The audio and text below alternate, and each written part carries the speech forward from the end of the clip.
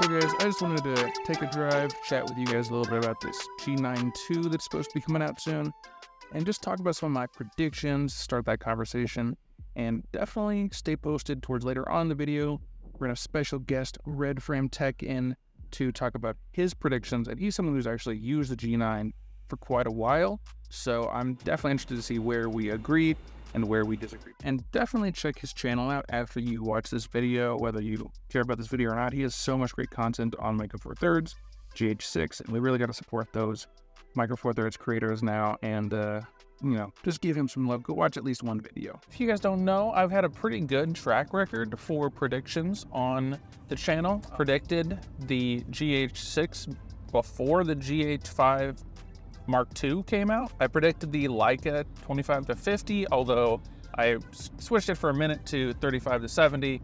But anyway, I basically, anything I say will come true. I tell Panasonic what to do. The first thing, of course, I thought of besides the phase detect was the sensor, right? What sensor are they going to use? What resolution? All that sort of stuff. And I've thought, as far back as my talk with Alpaco on the Micro Four Talks podcast we did, that I personally feel like the GH6 sensor is probably a no-brainer just because of that resolution bump. Now, I know everyone's like, resolution's not that big of a deal. I never had a problem with resolution on my Micro Four Thirds cameras, but the reality is that it's spec-based marketing. We can do 6K, we can do 8K, we can do 40 megapixels, we can do 100 megapixels. And a lot of stuff about the GH6 sensor, the stabilization, the bump in resolution and noise and things like that, was all pretty good, and pretty yes, this is what you wanted to see. You know, it was the first higher megapixel Micro Four Thirds sensor in what, since the GH5 came out. What was the first? Here, look at this graphic. This is the year the first 20 megapixel Micro Four Thirds camera came out, and it was 16 before that.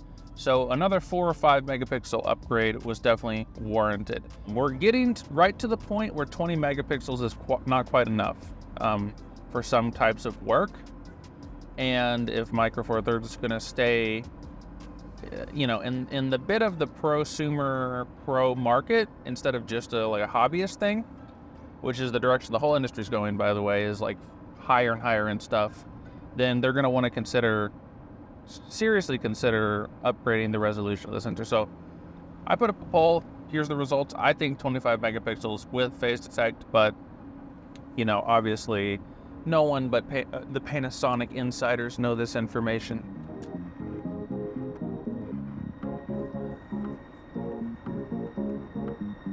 So let's talk body, baby. We've got, I don't know what the body's gonna look like on this thing, but I'm guessing it's gonna be similar.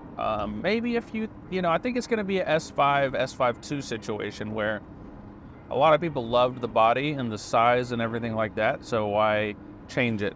I think a few parts might be bulked up, a few parts might be swapped out. So I guess imagine a G9, but replace the thumbstick with the diagonal thumbstick of the S5 II. I'd say leave the screen is probably going to be the same kind of screen that the GH6 has or the GH5 Mark II had. But I would argue that there's probably going to be a better EVF for photographers out there. So let's just say throw in the S5 Mark II EVF as well for that, and maybe do a few other neat things. Maybe that top LCD panel will be updated, but it's perfectly fine, so probably not. Maybe some buttons will light up and glow, maybe not. Maybe they do an all black design for photographers or some other kind of design that is departing from the just like black and white and red kind of aesthetic that a lot of these cameras have been taking recently since the GH5S. It's hard to say what styling it will have, but I'm gonna say updated EVF, updated body, might take the new BLK22 batteries exclusively, or have limited functionality, kind of like the GH6. But yeah, I'd say very similar overall design if I had to guess, with maybe a few extra bells and whistles like we talked about. I'm going to say overall it's going to be pretty similar to the GH6. Maybe a few video features missing, which we'll talk about what's probably missing. And maybe a few upgraded things like for the photography side, So when it comes to upgrades, we're talking about upgrades from the GH6 for photography, and upgrades from the G9 original, of course, when it comes to everything else. And I think the camera to beat here is the OM1. I think when it comes to the mechanical burst rates, the electronic burst rates, and the feature set, I think that's the camera, that's their main competition. And so what does that look like? Okay, so when it comes to the GH6, really cool photography camera, and I'm sure we'll see a lot of those cool features, like the especially the handheld high resolution mode. That is like such an easy, yes, the G9 needs that. I'm also hoping, things like live view composite that were missing from the GH6 get reintroduced, and maybe they tweak some of those electronic burst rates to include pre-burst, which was something that I believe the G9 could do, and a lot of the older Micro Four Thirds cameras could do, but is not present on the GH6. So on the original G9, the mechanical shutter was 12 FPS in AFC single, and it was, I believe, 9 FPS in autofocus continuous, which is pretty good. It's not terrible. And honestly, the OM1 is only a couple frames a second faster, even with phase detect, and a couple years on the G9. So that is something. But something the OM1 really shines at is the electronic shutter. We've got 100 frames per second, and of course, it's a newer camera, that makes sense. But it's also got a crazy 50 frames per second burst with autofocus continuous. And that's, electronic shutter, all that, so you're gonna have a few issues potentially. But yeah, 50 FPS, 120 FPS with electronic shutter. These are pretty impressive numbers overall, and I don't know if the G9 needs to beat them, but it definitely needs to get close, in my opinion, and maybe boost up that mechanical shutter as well. So instead of 9 continuous and 12 single autofocus frames per second, maybe 12 and 15, just a little boost, because the whole point of Micro Four Thirds is the small sensor, the fast readout. Hopefully that would translate into a mechanical shutter advantage, but I'm not really sure what the limiting factor is there on Panasonic's end. But if the electronic shutter is good enough, they could have a real Z9 situation and be like, the electronic shutter is the way to use this camera. But for me, it just kind of feels like some people are just really always going to prefer the mechanical shutter, and there's just some things that mechanical shutters do better. Actually, many things, but some things more better than others. But yeah, Olympus has high resolution mode, but the G9 could have the handheld.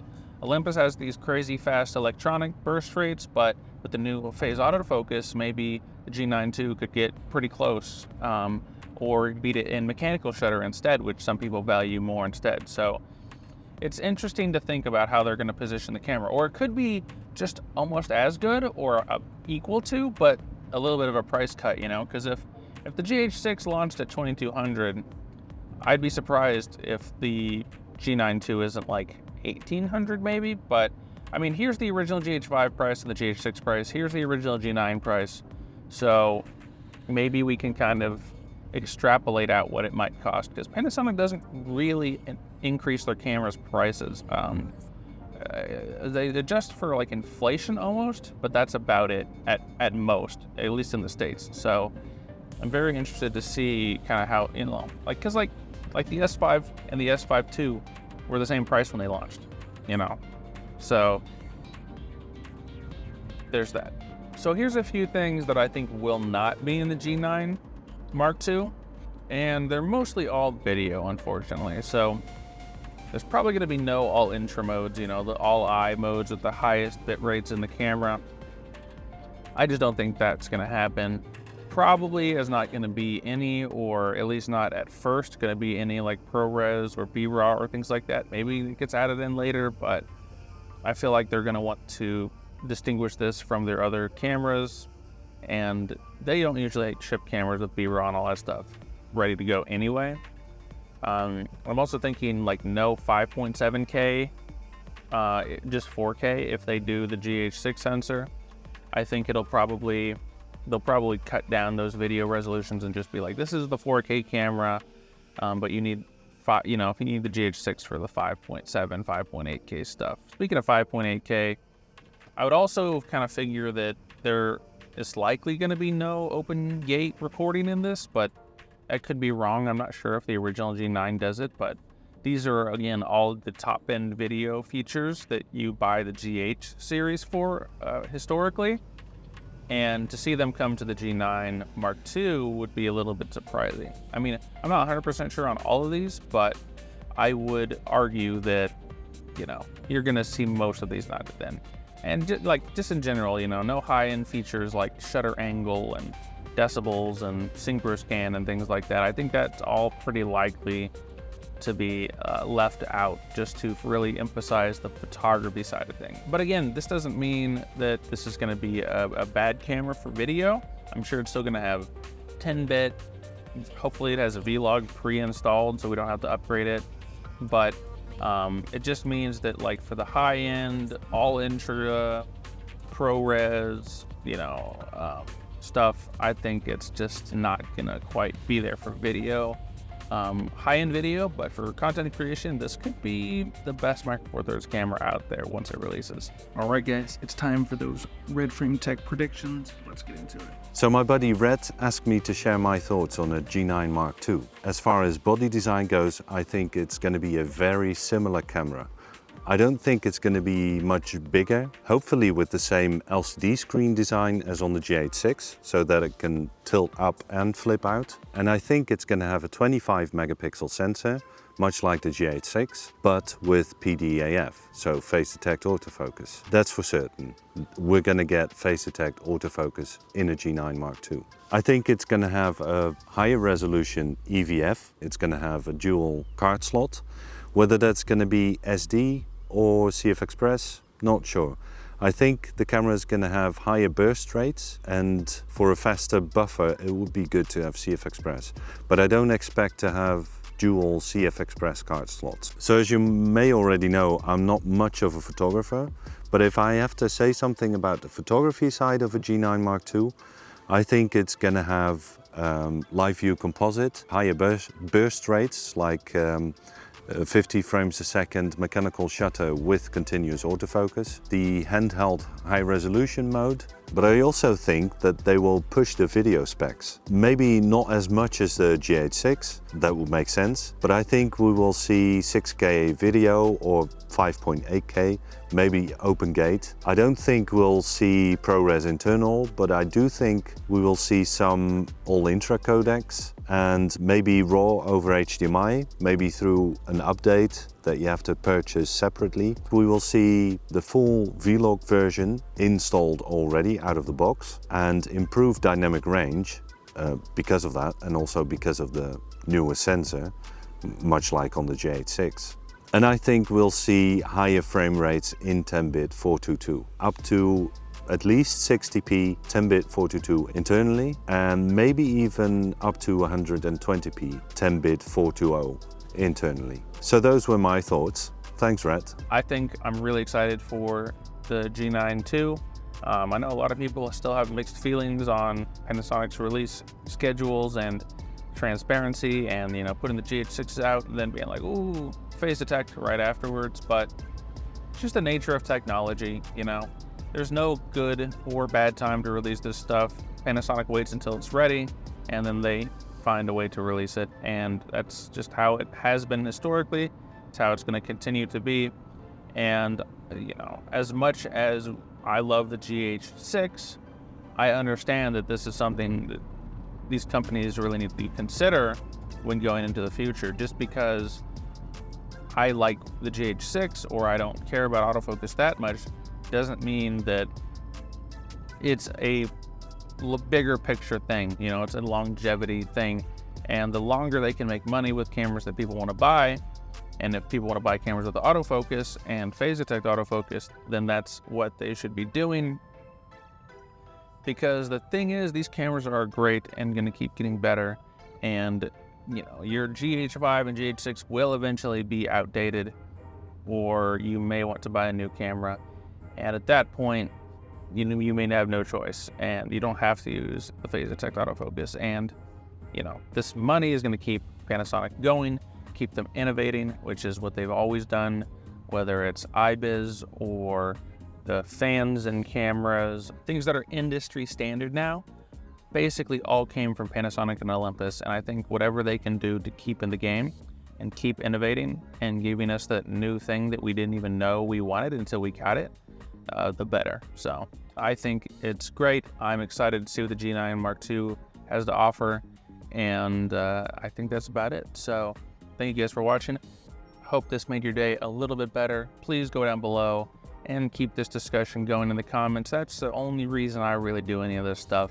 And I'll be looking forward to chat with you guys there. So we'll see you down in the comments. All right, bye.